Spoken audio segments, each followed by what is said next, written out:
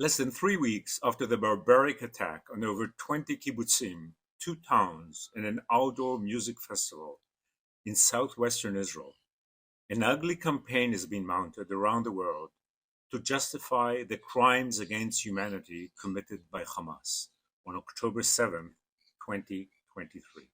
Despite the fact that children were taken hostage, women were raped, and entire families were burned alive, there are still those who support this murderous terrorist organization. In the face of the vicious propaganda against Israel, here are some uncontroversial facts about the history of the Israeli-Palestinian conflict and the painful relationship between the Jewish Democratic State and the Gaza Strip. First, on November 29, 1947, the United Nations voted to partition the Promised Land into two states, Jewish and Arab. Israelis accepted this compromise, the Palestinians rejected it, and launched an all-out war.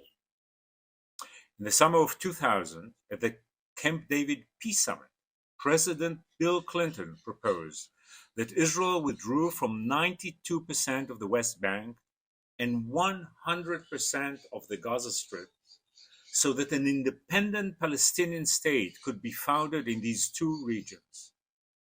The Israeli government agreed. The Palestinians declined.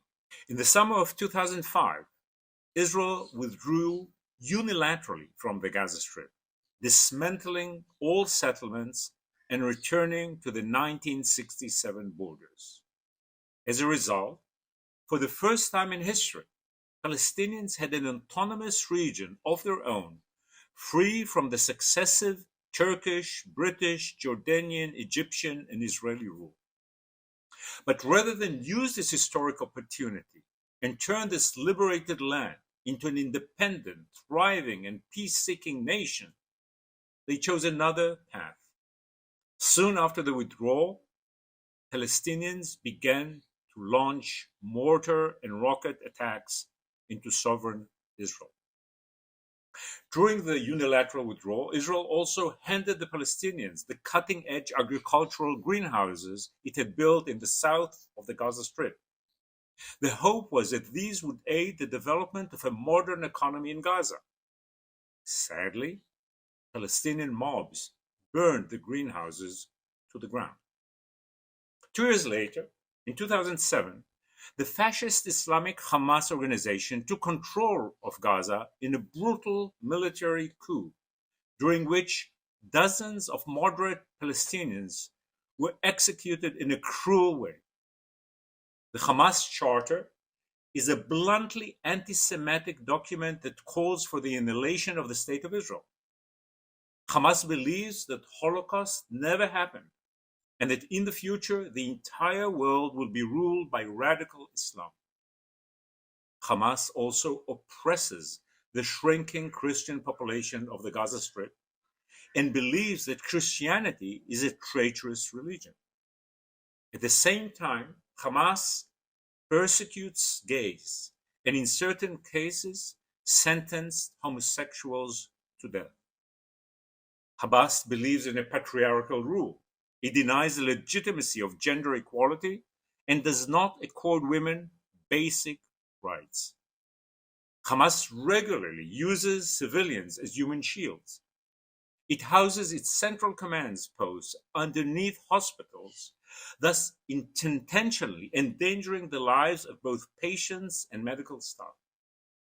Hamas has used the billions of dollars in foreign aid sent to Gaza in recent years not to improve the lives of the residents of Gaza, but to build one of the world's most deadly terror machines. Water pipes have been converted into rocket launchers. Home building has been replaced by the digging of a labyrinth of terror tunnels. While the Gaza population yearns for even a slight improvement of its standard of living, Hamas leaders have invested vast sums of money in weaponry designed to sow death and destruction. The bottom line is clear. not only the citizens of Israel, but also the residents of the Gaza Strip deserve to be freed from Hamas' reign of terror. True, this anti-Semitic organization is committed to destroy the state of Israel. But this misogynic, homophobic, and anti-Christian organization, which defies the basic principles of Islam, is also threatening the most cherished values of liberal democracy and the free world. The fight against Hamas is a fundamental fight of liberty against tyranny and life against death.